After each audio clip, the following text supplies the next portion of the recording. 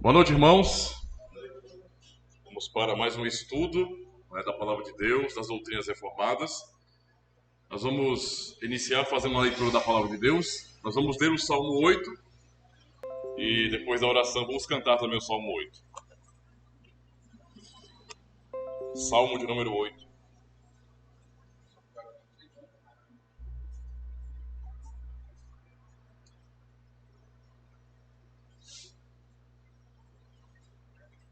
Amém? Salmo de número 8. Diz assim a palavra do Senhor. Ó Senhor, Senhor nosso, quão magnífico em toda a terra é o teu nome, pois expusestes nos céus a tua majestade. Da boca de pequeninos e crianças de peito, suscitaste força por causa dos teus adversários, para fazeres emudecer o inimigo e o vingador. Quando contemplo os teus céus, obra dos teus dedos, e a lua e as estrelas que estabeleceste, que é o homem que dele te lembres, e o filho do homem que o visites? Fizeste-o, no entanto, por um pouco menor do que Deus, e de glória e de honra o coroaste. Deste-lhe domínio sobre as obras da tua mão, e sob seus pés tudo lhe puseste. Ovelhas e bois, todos, e também os animais do campo, as aves do céu e os peixes do mar, e tudo o que percorre as sendas dos mares. Ó Senhor, Senhor nosso, quão magnífico em toda a terra é o teu nome. Essa é a atitude do salmista em parar um pouco para contemplar a obra de Deus, contemplar a sua criação. E uma vez que contempla a sua criação, aonde o seu poder está manifestado, esse salmista louva a Deus por conta disso. Também devemos aprender a olhar um pouco mais para a criação de Deus. Isso é importante, irmãos, porque nós podemos cair, não é, naquela atitude meio materialista de apenas olhar para mecanismos, nos esquecendo de que tudo que está aí posto, que nós vemos, é a manifestação do poder e da glória de Deus. Por isso temos que reconhecer, olhando para a natureza e também adorarmos ao Senhor. Vamos orar neste momento. Vamos orar. Senhor nosso Deus, nosso bondoso Pai e todo-poderoso, Tu és Rei sobre o universo. És o nosso Criador e aquele que também nos mantém com seu poder, com sua majestade, ó Deus. Nós Te louvamos mais uma vez, porque por Tua graça podemos reconhecer quem Tu és, o Deus Todo-Poderoso. Obrigado por nos dar essa oportunidade. Obrigado pelo Teu santo chamado em nossas vidas, para reconhecermos a Tua glória. Obrigado por não nos deixar às cegas neste mundo, confiando apenas em nosso próprio coração ou na força de nosso braço, mas sabendo a verdade, para que em tudo venhamos Te render louvores. Obrigado então por mais uma oportunidade que o Senhor nos dá para refletirmos sobre as doutrinas do Evangelho. Edifica-nos mais uma vez, Senhor, para que realmente venhamos crescer no conhecimento da verdade, ó Deus, para que em tudo possamos aprender a Te glorificar com a nossa vida. Muito obrigado por tudo em nome de Jesus Cristo. Amém. Graças a Deus. Vamos cantar o Salmo então, Salmo 8.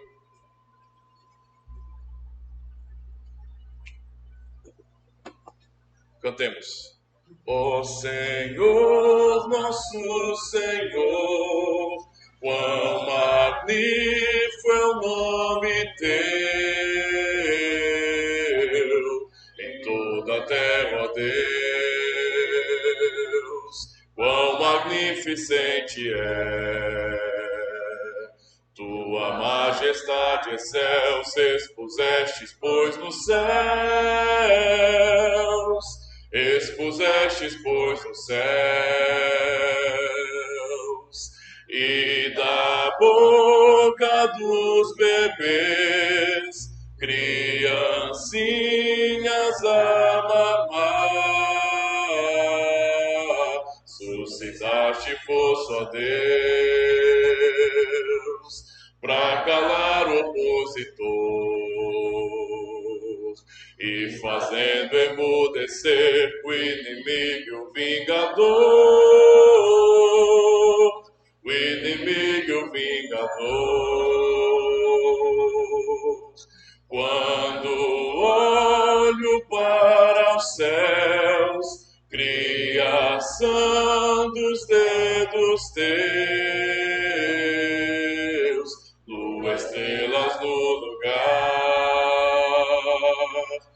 estabelecidas lá. E o homem, o que é que te lembres e visites a quem filho o homem é, do que anjos feito foi, por um pouco então menor, e de glória e honra então coroaste o homem sim. Sobre as obras da tua mão e domínio tu lhe deste, lhe puseste tudo aos pés, as ovelhas e os bois, e do campo os animais, e as aves lá do céu, peixes tudo que há no mar. É o teu nome, ó Senhor, Senhor nosso em toda a terra, quão magnificente é. Graças a Deus, meus irmãos. Vamos então para o nosso segundo artigo da Confissão Belga, onde aprenderemos sobre como conhecemos a Deus. Primeiro artigo, podemos refletir sobre Deus, sendo o único Deus verdadeiro, e portanto isso é importante para nós termos convicção, de que devemos confessar, não somente termos uma convicção no coração, algo pessoal, mas deve também ser confessado com a nossa boca, pois é a fé do povo de Deus. Agora, esse artigo 2 vem também porque no fim acaba sendo uma pergunta para nós, Ora, há um só Deus. Ele é real, ele existe. A questão é, como nós conhecemos a Deus? É disso que se trata então. Então, diz bem assim, nós o conhecemos por dois meios. Primeiro, esse é o artigo, pela criação, manutenção e governo do mundo inteiro, visto que o mundo perante nossos olhos é como um livro formoso, em que todas as criaturas, grandes e pequenas, servem de letras que nos fazem contemplar os atributos invisíveis de Deus, isto é, o seu eterno poder e a sua divindade, como diz o apóstolo Paulo em Romanos 1, verso 20. Todos estes atributos são suficientes para convencer os homens e torná-los indesculpáveis. Segunda maneira como nós conhecemos a Deus.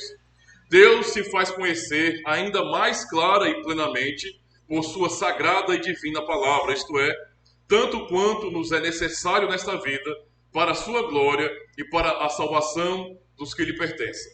Então, nós temos aqui duas maneiras do conhecimento de Deus para o ser humano.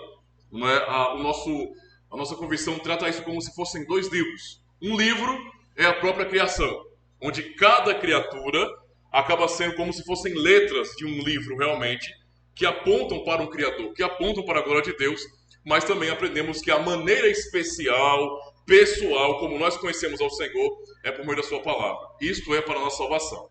Então, o artigo 2, ele trata exatamente desse assunto.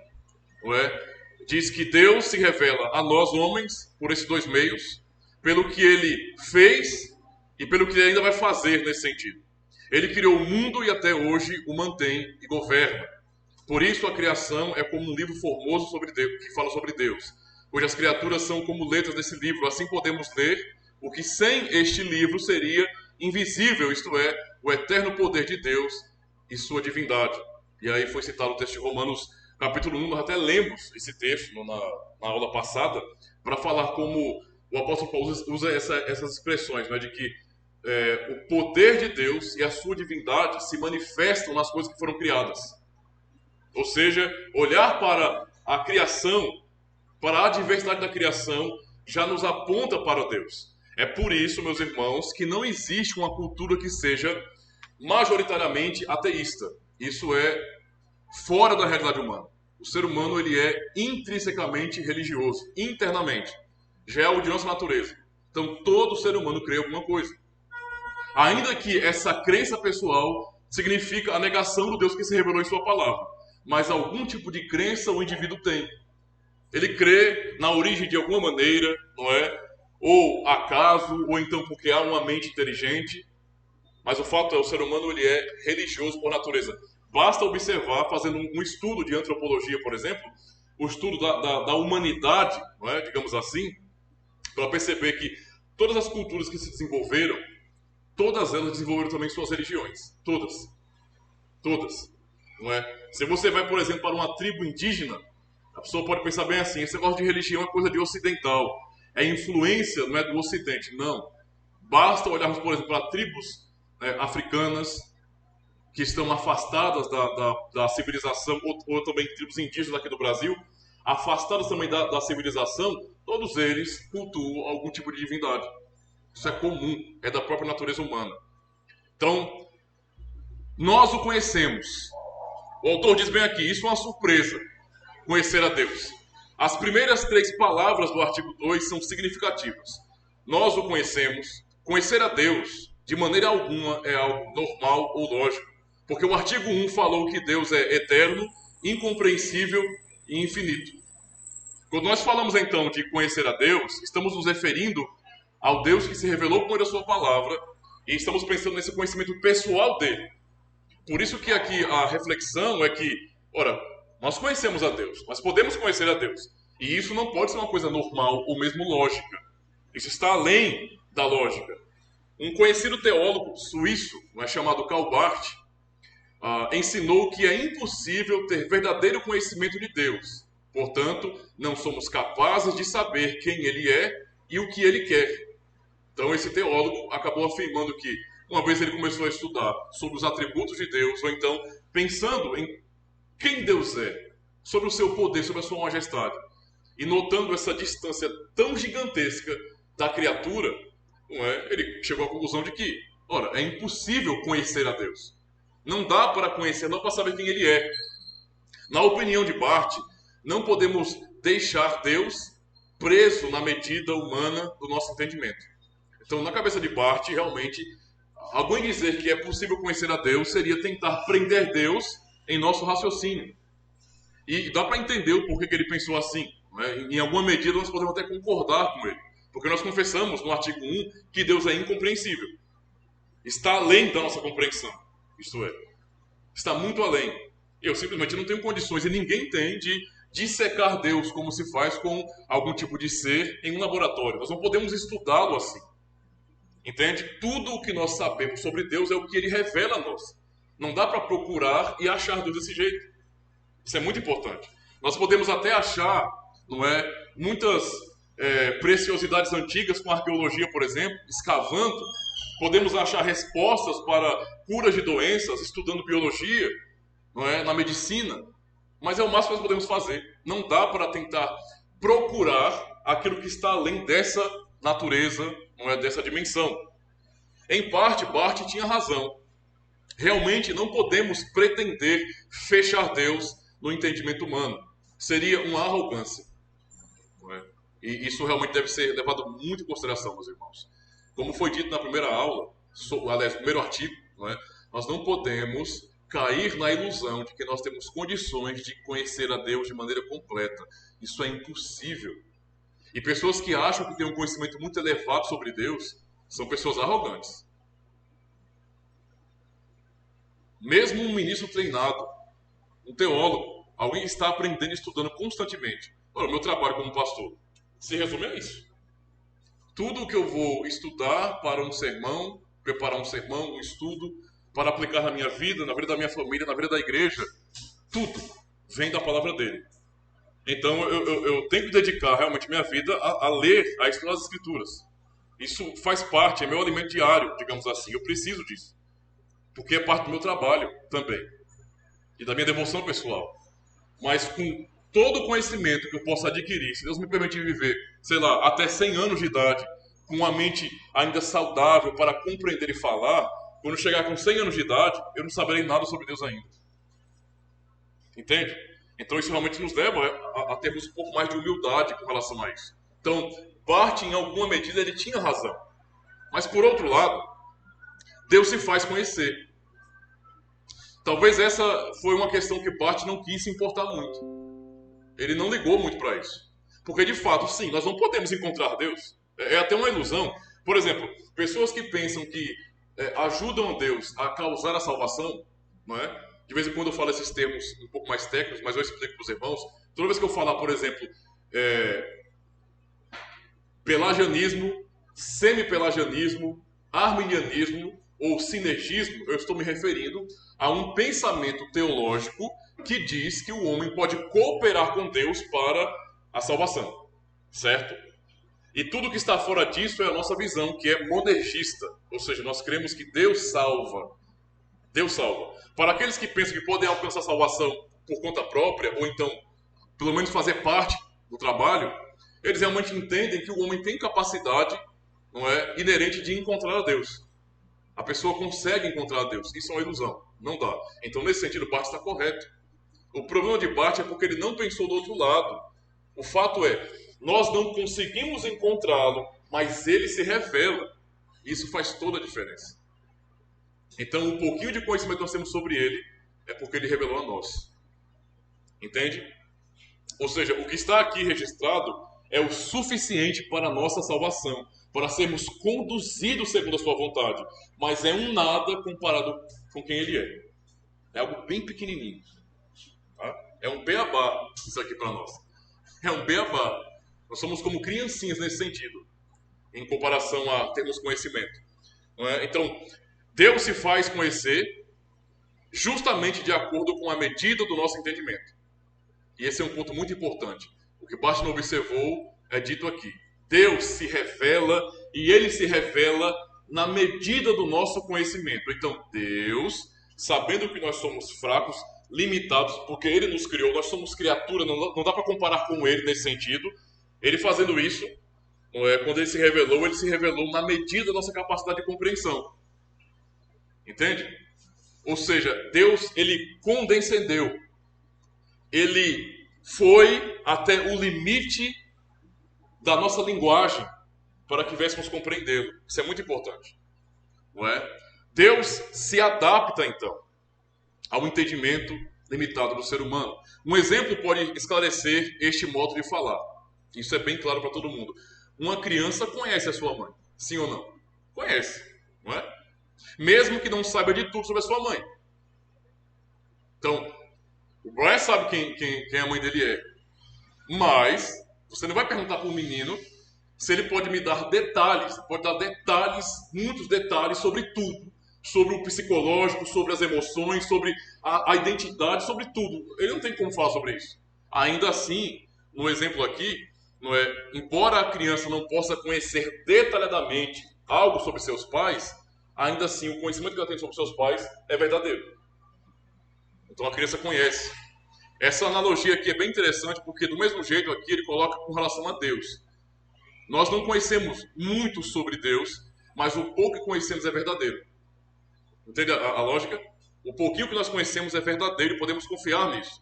Isso nos dá realmente alento, tranquilidade por saber que nós não estamos investindo nosso coração em uma furada, em uma tolice. Então sabemos que o pouquinho que o Senhor revelou dele na sua palavra, realmente ele é necessário e é verdadeiro. Podemos confiar nessa palavra. Agora, Deus se revela, meus irmãos, através de um livro formoso. Essa foi uma parte do nosso artigo 2, para falar sobre a criação como um todo. Então, o primeiro livro para conhecermos a Deus é a própria criação, a manutenção e o governo do mundo inteiro. A criação nos faz pensar principalmente na natureza, que é a sua maneira, proclama Deus, não é, como Todo-Poderoso. Então, eu vou ler aqui um texto, o texto do Salmo 19, verso 1 a 6. Esse texto concorda com Romanos 1 também, quando Paulo fala que Deus manifesta a sua divindade, o seu poder, né, que é invisível naquilo que foi criado. Salmo 19, verso 1 a 6.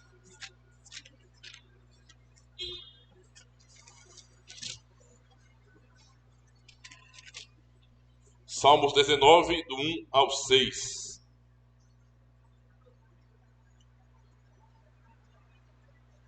Diz assim a palavra do Senhor.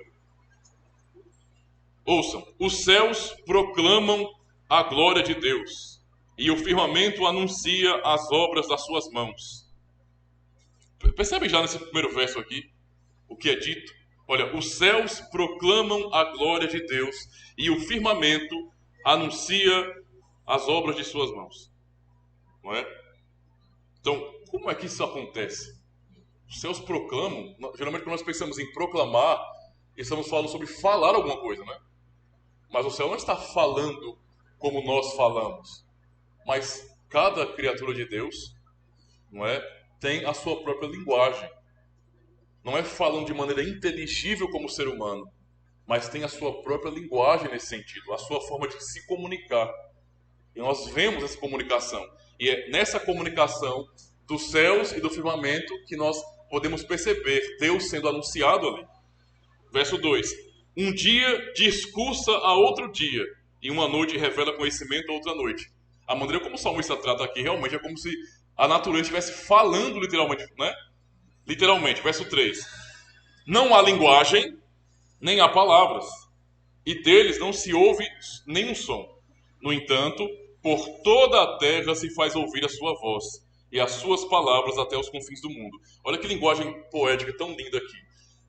Não há uma linguagem compreensiva, não há palavras, não é, que nós podemos codificar, digamos, poder entender como uma língua, mas mesmo assim, o seu som se faz ouvir por toda a criação. Né? Verso 5. Verso 4 ainda. No entanto, por toda a terra se faz ouvir a sua voz e as suas palavras até os confins do mundo. Aí, pois, uma tenda para o sol, o qual, como noivo que sai dos seus aposentos, se regozija como herói a percorrer o seu caminho. Principia numa extremidade dos céus e até a outra vai o seu percurso, e nada foge ao seu calor. Né? É muito bonita a maneira como o salmista fala sobre o percurso que nós observamos do sol. Né? O sol, na nossa visão, nasce de um lado e se põe de outro. E ele trata o sol como um herói, né? Que ele vai percorrendo o seu caminho triunfante e nada pode escapar do seu calor. É uma linguagem muito linda acerca da criação. Na manutenção ou preservação, não é, se manifesta o poder divino que sustenta e conserva toda esta criação. Deus dá o entendimento aos animais e aos filhos dos corvos, quando clamam, alimento no caso. Salmo 147 fala sobre isso, versos 7 a 9. Né, que Deus dá o alimento aos animais e aos filhos dos corvos, quando eles clamam por fome, né, por fome. Eles querem comer, Deus os sustenta. Não é aquilo que Cristo fala, por exemplo, no Evangelho de Mateus, no capítulo 6, quando vai ensinar os discípulos não estarem ansiosos pelo dia de amanhã, dizendo que Ele cuida dos animais, das aves dos céus, até mesmo os lírios dos campos. E assim o Senhor faz. Ele faz com que não deixe de haver sementeira e ceifa, frio e calor, verão e inverno, dia e noite. E podemos pensar em Gênesis 8, verso 22. A palavra governo indica que Deus dirige todos os eventos, até os mais terríveis, como mostra, por exemplo, a história de José, que foi vendido pelos seus irmãos, não é, lá para o Egito. Temos em Gênesis 50 o relato disso. E também em Atos 2, em verso 23, quando é dito isso, que Deus é soberano sobre a história. Isso é um ponto muito importante para nós, porque alguém poderia pensar, né? Tem essa mentalidade hoje, infelizmente, que é o ser humano, ele tem uma caneta cósmica. Eu acabei citando até isso no álbum anterior. O ser humano tem uma caneta cósmica e com essa caneta cósmica ele determina o seu destino. Essa é uma das maiores ilusões da humanidade. O ser humano não tem controle sobre nada. Alguém aqui determina o dia que vai morrer? Não. Você percebe como isso é tão contraditório com a natureza que não faz sentido? E mesmo assim as pessoas filosofam sobre isso. E acreditam que o ser humano realmente tem o poder de decidir a sua própria vida nas mãos. É uma ilusão. Só tem um com a caneta e ele já escreveu. É Deus. Ele não está escrevendo. Tem uma música, eu não lembro, acho que é, eu não lembro do cantor. Uma nova história Deus tem para mim. Não. Tem que haver uma compreensão correta, até mesmo dessa música, né? Como assim uma nova história? Por acaso Deus falhou em seus planos pessoais para a nossa vida e na metade do caminho ele criou um plano B? Para pensar nisso. Porque criar plano B é coisa de gente, viu? Ser humano, eu digo. O ser humano, ele pode planejar uma coisa e na metade do caminho ele perceber que não vai dar certo. E para tentar, de alguma maneira, salvar o seu projeto, iniciar um plano B. Nós somos assim, porque não temos o controle de nada. Mas Deus não é desse jeito. Não dá para poder pensar em Deus como alguém que falhou de alguma maneira, então ele iniciou uma nova trajetória. Por exemplo, o que às vezes nos gera conflito, eu entendo, todo mundo tem conflito, até eu tenho conflito com isso. Não é? Mas Deus criou, não foi surpresa a queda de Adão e Eva, tudo estava sob o conhecimento dele, certo? E alguém poderia pensar, para tentar proteger Deus. Irmãos, esse é um erro terrível que cristãos cometem. Não façam isso. Não tentem proteger Deus, nesse sentido. Ele não precisa disso aí. Não tentem ficar justificando Deus, ele não precisa disso. Eu vou proteger Deus de parecer que ele, não é? Ele está envolvido diretamente com a queda da humanidade. Não façam isso. Ele é Deus. Se você vai pensar bem sobre o que isso significa, você vai compreender que a informação, o conhecimento emana dele. Não há nada sem ele. Ele é o Criador. Se dissermos que existe uma outra coisa, não é, na criação, que funcione a parte de Deus, então há uma outra divindade na questão aí. Não. Tudo, absolutamente tudo, em seus mínimos detalhes, está debaixo do seu poder, da sua soberania. Então, Deus criou, a queda não foi surpresa, e ele não iniciou um plano B para salvar a humanidade. De jeito nenhum. Esse sempre foi o plano. Se você vai estudar os escritos do apóstolo Paulo, você vai ficar abismado. Por isso que em Romanos 11, nós cantamos o hino, que é um trechinho de Romanos 11, quando nós dizemos a ele a glória.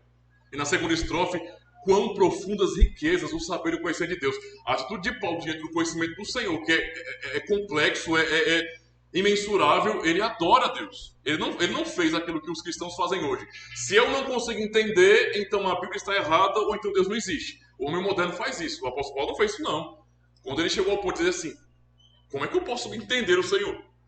Então eu me prostro e adoro. Essa é a atitude do cristão, daquele que tem fé. Tentar argumentar e achar lógica vai fazer você se perder, não é? Os seus pensamentos. Esse foi o problema dos filósofos, dos gregos. Eles, em seus próprios raciocínios, se tornaram loucos, tentando entender demais, investigar aquilo que está além da própria capacidade humana, ficaram loucos e mudaram a glória do Deus incorruptível em imagem de homem corruptível. Essa é a consequência. Todo este cuidado múltiplo de Deus faz do mundo um livro formoso. E em um livro formoso corresponde às maiores exigências. É claro, bem legível, instrutivo, impressionante e convincente. O próprio Deus é o autor desse livro. Ou seja, o que é dito aqui, ainda fazendo uma aplicação de Romanos 1, é que quando se olha para a natureza, e eu gosto de falar sobre isso, porque eu até recomendo que os irmãos assistam, quem não assistiu ainda, o podcast que eu fiz com o Dr. Wesley Rocha, físico, PhD, doutor, pá, desenrolado, vale a pena assistir o podcast. Eu vou fazer mais materiais com ele ainda. Mas nós conversamos sobre a questão, por exemplo, da matemática ou da física. E como, pelos instrumentos da humanidade de investigação, a ciência, você consegue olhar para a natureza e perceber padrão. E para os irmãos entenderem, padrão é o oposto do caos. Padrão significa lei. Há uma lógica funcionando e há um propósito. O contrário disso é o caos. Não tem sentido, não tem controle. Uma das coisas que o doutor falou no podcast foi que o que nos dá segurança é saber que as leis que estão postas aqui, neste mundo, no universo como um todo, elas são permanentes. Então, a mesma convicção que eu tenho que hoje as coisas aconteceram assim, as leis, mas a natureza, eu sei que amanhã será do mesmo jeito. E tem sido assim, porque Deus estabeleceu assim. Para que nós pudéssemos enxergar o padrão. E quando você tem padrão, o que está por trás do padrão? Uma mente inteligente. Por isso que às vezes eu gosto, e para mim é bom isso aí. Alguém pode achar, o senhor às vezes tira onda demais com o ateu. Porque não faz sentido. A pessoa tem que ser muito aquém da realidade para olhar para certas coisas e não reconhecer padrão. E não reconhecer inteligência. Por isso eu gosto de usar esses exemplos assim. Ninguém vai chegar em casa e vai observar que tem um bolo fumaçando em cima da mesa e pensar bem assim: nossa, Esse bolo é fruto de um acidente. Aconteceu do nada. Alguém pensa assim? Não. Todo mundo sabe que alguém planejou aquele bolo. E a pessoa que planejou o bolo estabeleceu regras, ou seja, existe uma receita para o bolo.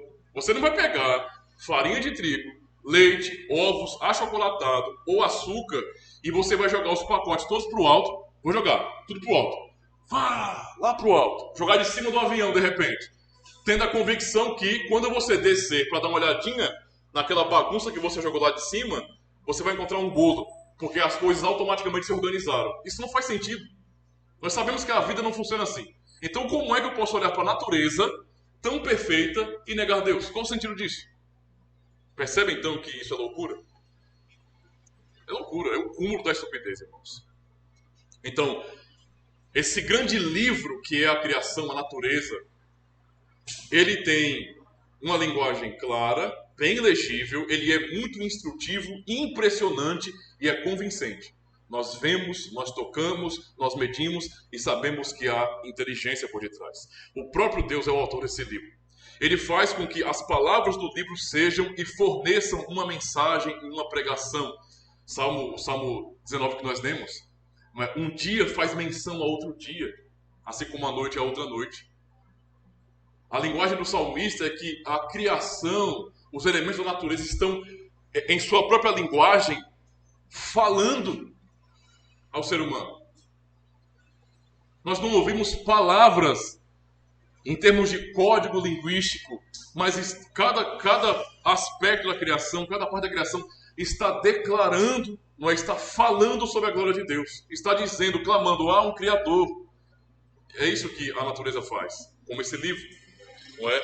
Elas nos dão a entender o seu eterno poder e a sua divindade, que são o assunto deste livro bonito, que Deus é tanto o autor como também o personagem principal deste livro. É realmente maravilhoso poder olhar para a criação a partir de uma ótica redimida. Faz muito mais sentido, é muito mais animador. Enquanto alguém que é materialista, ateísta, olha para a natureza, estuda o espaço, os mares, as células, não é? As partículas, e fica impressionado com a complexidade, mas ele apenas se impressiona com o método, com o fato de conseguirem alcançar algum tipo de conhecimento.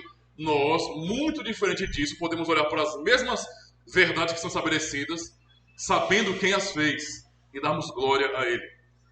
Isso realmente faz toda a diferença, irmãos. Não é? Agora, para que serve então esse primeiro livro, o livro da natureza? Esse livro ele é suficiente para convencer os homens e torná-los indesculpáveis. Vamos entender sobre isso. O artigo 2 usa as palavras do próprio apóstolo Paulo em Romanos 1 e 20 para mostrar o caráter convincente do livro da criação.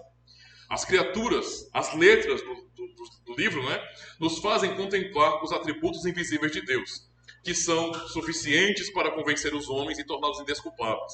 Sem dúvida, os homens vão tentar justificar sua vida sem Deus. A maior desculpa será que não sabiam e nem podiam saber de Deus, porque nada ouviram sobre ele. O autor coloca aqui como realmente essa será a grande desculpa, né? Tenta imaginar o ser humano diante de Deus. Porque o indivíduo é ateu enquanto está vivo. Quando ele fecha os seus olhos nessa vida, ele acorda e ele vai saber de tudo. Ele vai saber de tudo.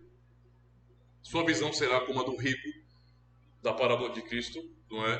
Que quando abriu os olhos estava no Hades, já em chamas, perturbado, pedindo de alguma maneira que Abraão mandasse alguém dos mortos para se manifestar aos seus irmãos, para eles não irem também para o mesmo lugar.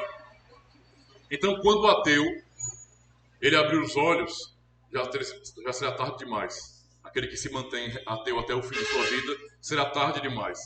Mas um dia, esse mesmo que está no Hades agora, que há pessoas no Hades agora, eles vão ser ressuscitados para ter um corpo de novo, perfeitinhos. E assim, ressuscitados, estarem diante de Deus no juízo final. Tenta imaginar a desculpa das pessoas que negaram até o fim o Evangelho. Que negaram. E eu digo, Mas, pastor, eu entendo porque estamos num contexto onde a igreja ela é conhecida. Estamos no Ocidente. Mas e quanto aquelas pessoas que não ouviram falar do Evangelho? Muitos cristãos têm uma ilusão, sabe? Imaginando que se você não ouviu diretamente a pregação do Evangelho, você não poderia ser julgado por Deus porque seria injusto. É assim? Vamos para Romanos capítulo 2. Romanos 2. Vamos ver se é assim mesmo. Ou é conversa fiada. Romanos 2. Quem não ouviu a pregação do Evangelho, mesmo assim, está diante da revelação do Senhor. Romanos 2.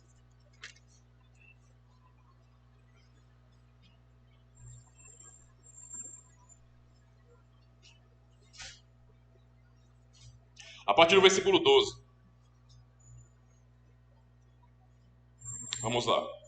Só para os irmãos entenderem, Paulo continua no seu argumento do capítulo 1. E quando chega no capítulo 2, ele aplica isso, questionando, não é, os judeus, mostrando que não há vantagem nem para um nem para outro. Ele vai assim até o capítulo 3, na verdade. Mas aqui observem bem, versículo 12. Assim, pois, todos os que pecaram sem lei, também sem lei, perecerão.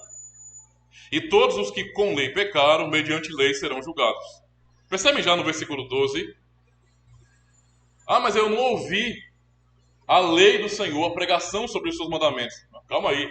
Assim, pois, todos que pecaram sem lei, também sem lei perecerão. E todos os que com lei pecaram, mediante lei, serão julgados. Ou seja, todos. Verso 13. Porque os simples ouvidores da lei não são justos diante de Deus, mas os que praticam a lei hão de ser justificados. Verso 14. Quando, pois, os gentios que não têm lei procedem por natureza de conformidade com a lei, não tendo lei, servem eles de lei para si mesmos. Olha só, verso 15. Estes mostram a norma da lei gravada no seu coração. Olha só. Testemunhando-lhe também a consciência e os seus pensamentos, mutualmente acusando-se ou defendendo-se. No dia em que Deus, aliás, por meio de Cristo Jesus, julgar os segredos dos homens de conformidade com o meu evangelho. Ou seja, o que Paulo está ensinando aqui? Que não há desculpas. Por quê? Porque todos sabem, quando olham para a natureza e para si mesmos, que há um Criador. E eles abafam esse conhecimento no coração deles. Para alguém ser um ateu prático, essa pessoa tem que negar aquilo que ela sabe. E não é à toa que existem tantos ateus militantes. Para que lutar contra um Deus que não existe? Essa inquietação é porque eles sabem. Então, no fim, não existe uma pessoa que nasceu ateu, por exemplo. Isso é impossível. Ninguém nasce ateu. A pessoa vai abafando a verdade que ela está vendo na criação, dia por dia. Continuando. Mas esta desculpa será refutada pelo fato de que eles possuíam o livro formoso da criação, em que poderiam observar o eterno poder e a divindade de Deus. Este livro foi e é suficiente e convincente. Por isso, eles não têm desculpa válida. Deus lhes mostrou o livro escolar dele. Eles viram as estrelas e as flores, os animais e os peixes e tudo mais. Apesar disso, não reconheceram Deus. Não é? Então, este é o fato. O homem não tem desculpas. O homem não tem desculpas. Eu repito o argumento, para os irmãos perceberem o nível da loucura. Eu digo, o smartphone foi planejado por alguém, mas olho para uma criança para nascer no ventre de sua mãe e digo, é obra do acaso. Vou lá. Olha, eu não me incomodo em continuar a aula não, viu? Porque, sinceramente, aqui tá tudo funcionando ainda. E tá sendo gravado aqui ainda, tá bom? Vou continuar então. Olha o lampião. Daqui a pouco.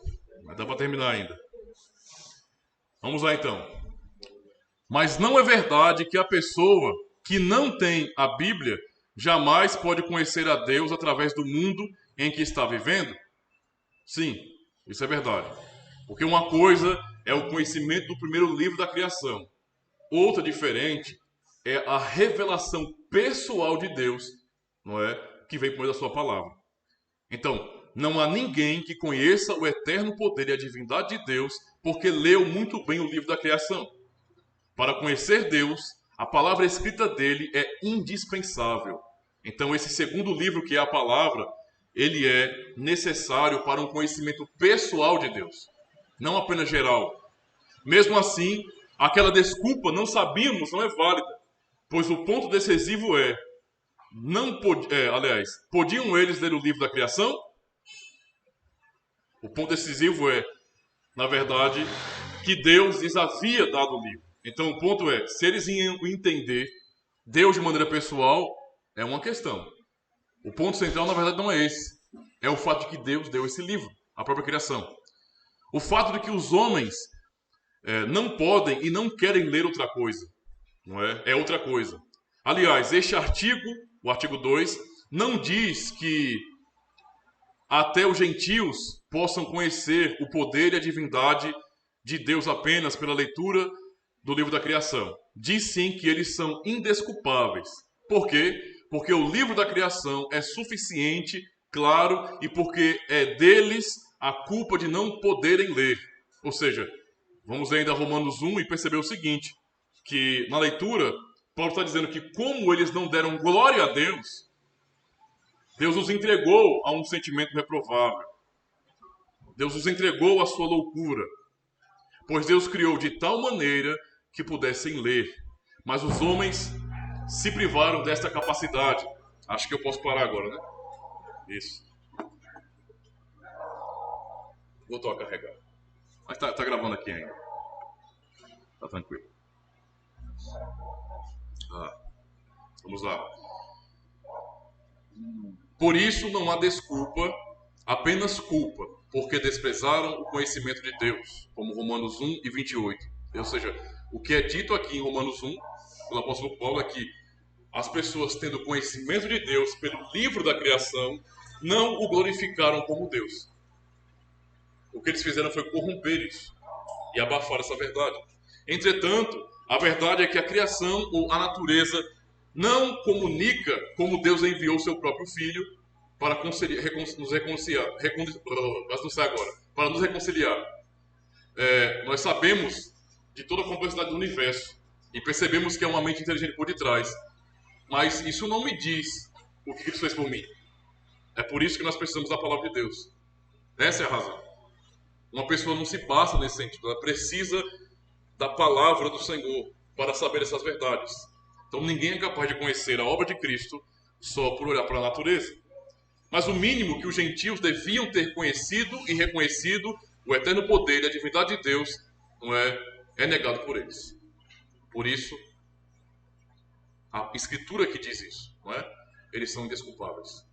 Ninguém pode inventar desculpas. Se uma pessoa não serve a Deus, não adianta lá no final, no dia do juízo, dizer: mas eu não sabia, mas poxa, eu nunca pensei que a igreja era uma coisa séria. Filho, você tinha conhecimento ao seu redor suficiente para saber que Deus é real.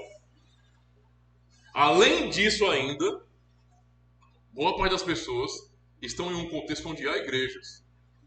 Então, além de ver tudo isso acontecendo no poder da natureza, haviam pregadores chamando para a igreja, irmãos convidando para a igreja. Havia pregação, ligava o rádio, aí não sei o que, aí daqui a pouco no canal cristão, porque é a palavra de Deus, tira esse negócio de crente. As pessoas são assim, não adianta querer inventar desculpa no final. Deus ele não cai nesses contos de fadas que nós inventamos, não. Agora, uma vez que entendemos isso, vamos dar ênfase à palavra de Deus, sua sagrada e divina palavra. Esse é o segundo livro. Deus se faz conhecer ainda mais clara e plenamente por sua sagrada e divina palavra. Trata-se da palavra escrita dele, como foi falada anteriormente pelos profetas pelos apóstolos e por Cristo. Este segundo meio nos faz conhecer Deus mais clara e plenamente do que o primeiro meio da criação, pois em sua palavra Deus fala aos homens em palavras humanas, que todos podem entender. Ou seja, diferente da criação nesse sentido, onde a natureza em si aponta para o Criador e ela tem essa linguagem própria de comunicação à glória de Deus, de comunicar a glória de Deus, na palavra nós ouvimos na nossa própria língua, na própria linguagem humana, para que nós venhamos alimentar nosso coração e pensar sobre essas coisas e refletir sobre elas. Além disso, a palavra de Deus também fala mais plenamente, porque somente através dela sabemos que Deus amou o mundo de tal maneira que deu seu Filho unigênito. João 3,16. Às vezes se diz que, conforme o artigo 2 da nossa confissão, os dois meios para conhecer Deus são dois livros de igual importância, que podem ser lidos separadamente. Não é a realidade.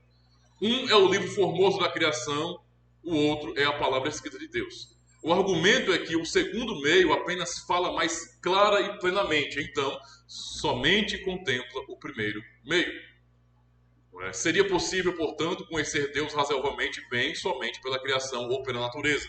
Neste contexto, fala-se sobre o chamado conhecimento natural de Deus.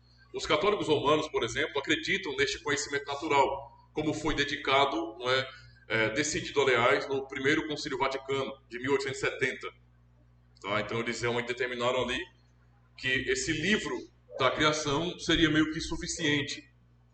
Por isso, eles não teriam nenhum tipo de temor de que alguém pudesse ir para o inferno, no final de tudo, por não ter ouvido a pregação da igreja. Porém, o artigo 2 não ensina assim.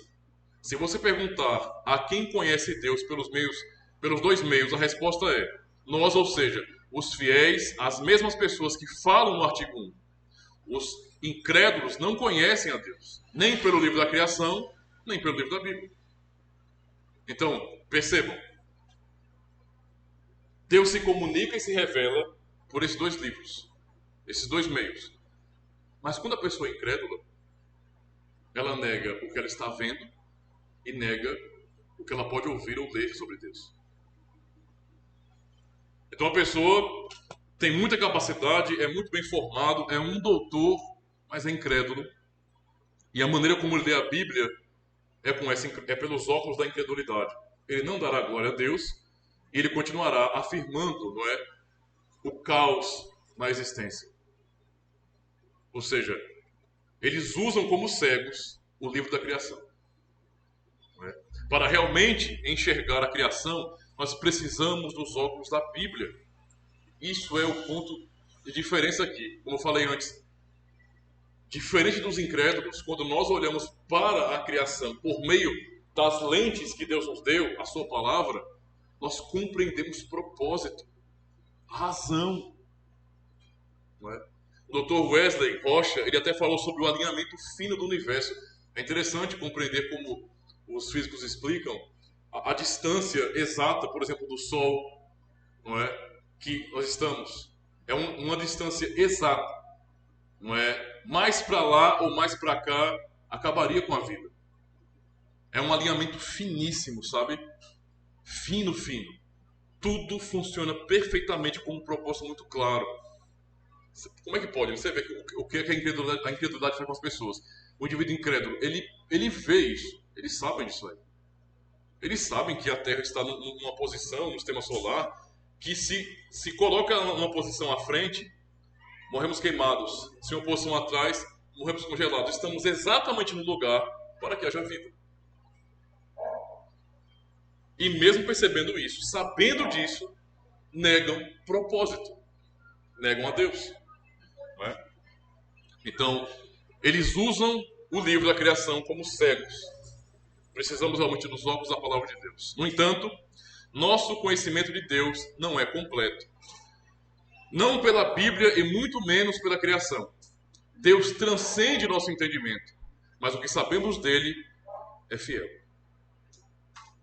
E é também suficiente, porque é tudo quanto nos é necessário nesta vida para a sua glória e para a salvação daqueles que lhe pertencem. são palavras sensatas. Deus não se revela para satisfazer nossa curiosidade. Isso é um ponto muito importante. A revelação do Senhor, tão gloriosa, não é para satisfazer a nossa curiosidade pessoal. Ele não está alimentando nossa vaidade. Ele se revela para nos salvar. Entende? Não é por uma questão de vaidade nossa. Ele faz isso para que ele seja glorificado por suas criaturas, pelo ser humano, e este possa ser salvo por ele. Esse é todo o diferencial. Então, venhamos ter consciência, meus irmãos, da grande bênção que o Senhor nos deu em podermos conhecer essas coisas. Comece a fazer esse exercício como cristão. Comece a olhar para o mundo, para a vida como um todo, não a partir dos óculos que a cultura te dá. Olhe por meio da Escritura Sagrada. Leia, preencha seu coração da palavra de Deus, e então com o coração repleto da palavra de Deus, comece a olhar e a interpretar essa vida. Você vai perceber que o mundo, ele tem nele mesmo a glória do Senhor revelada. Isso é tão necessário para nós, meus irmãos. Tão necessário. Se nós não formos assim, nós caímos num erro muito grande que nos leva a olhar para a criação como um ateu olha. Muitos cristãos têm feito isso, sabe? Olhado para a criação como um ateu olha. Ah, foi porque tinha que ser. Foi porque é assim. Não conseguem perceber a providência. Isso é loucura. A pessoa se diz cristã, está congregando em uma comunidade cristã, vai para o culto no domingo, mas acaba olhando para tudo que acontece no seu dia a dia sem perceber a providência. Imagine aonde isso nos leva. Leva o indivíduo a chegar em casa à noite, deitar na sua caminha macia, não é, depois de um belo banho, dormir e roncar, não é, feito um bicho, para depois acordar pela manhã e não lembrar que ele só está vivo porque Deus durante toda a noite lhe guardou. Ele providenciou tudo aquilo que foi necessário para a vida daquele indivíduo. Alguns pensam bem assim. Não, mas nós estamos... Vamos acordar amanhã. Tenho certeza. Por quê? Porque as trancas de nossa porta são incríveis. Nós colocamos uma proteção enorme em nossa casa. O muro e as paredes da nossa casa, não é, são da espessura de 2 paredes. São duplas. Parece uma parede de um castelo de tão grossa que é. Não é? Temos um sistema de câmeras. Eu tenho armas em casa. Temos uma rede de proteção em nossa casa que parece a cor de filme do 007. Muita tecnologia, muito preparo. Eu duvido um bandido entrar aqui e nos matar. Isso é ilusão. Nós temos que ser responsáveis. Sim. Nós temos que trancar as portas. Sim. Porque nem todos seguem os padrões morais. Mas pare para pensar. Nós que somos pobres, eu digo, a nossa realidade. Eu digo, pessoas que não são poderosos da sociedade, que não podem fazer muitas coisas. As nossas portas são frágeis, irmãos. As portinhas de nossa casa são frágeis. Entende? Para alguém fazer o mal contra a nossa família, não tem muito esforço. Você consegue arrombar uma porta facilmente. Tem meios para isso. Mas por que estamos aqui? Porque Deus, no fim, é quem nos protege. Eu quero concluir lendo um texto da palavra de Deus. O Salmo realmente é maravilhoso. O livro de Salmo é maravilhoso demais. Salmo 127. Para termos essa tranquilidade no nosso coração. Salmo 127.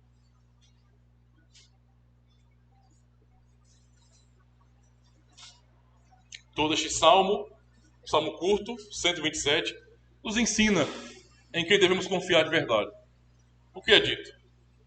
Se o Senhor não edificar a casa, em vão trabalham os que a edificam. Deu para copiar aí? Se o Senhor não edificar a casa, em vão trabalham os que a edificam. Se o Senhor não guardar a cidade, em vão vigia a sentinela. O que é que nos mantém? É o exército? É o nosso poder bélico?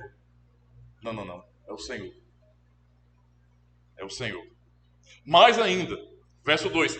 Inútil vos será levantar de madrugada, Quem gosta de trabalhar, quem é escravo do trabalho demais, tem que trabalhar, mas não pode ser escravo. Se ligue nisso. Inútil vos será levantar de madrugada, repousar tarde, comer o pão que penosamente granjeaste. Aos seus amados ele o dá enquanto dormem. Não é o nosso trabalho, não é o que garante a nossa subsistência no mundo. De jeito nenhum. Enquanto o ser humano vive escravizado ao trabalho, imaginando, eu tenho que fazer, eu tenho que fazer tanto, mais tanto, mais tanto, que eu não posso guardar um domingo na semana para dedicar a Deus. Porque eu tenho que trabalhar, porque se eu não fizer mais do que isso, amanhã eu passo fome. Nós podemos guardar o dia do Senhor. Podemos descansar um dia. Por quê? Porque aos seus amados ele dá aquilo que eles precisam enquanto dormem. Ele cuida do seu povo, não é? E então termina falando sobre família, sobre filhos. Ele fala, herança do Senhor são os filhos. Isso é uma mensagem para aquele tipo de cristão que diz, não gosto de ter filho não. A Bíblia ensina o contrário, tá? Herança do Senhor são os filhos. O fruto do ventre, seu galardão.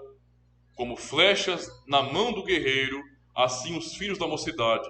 Feliz o homem que enche deles a sua aljava. Não será envergonhado quando pleitear com os inimigos à porta. Família é uma bênção, né? Tudo isso é dado por Deus para nós. Então, olha o nível do cuidado do Senhor. O que nós planejamos para construir, sem Ele, é em vão. Temos que confiar nele, buscar a vontade dele. A nossa proteção não depende de nós mesmos. É Ele quem nos guarda à noite e durante todo o dia. Certo?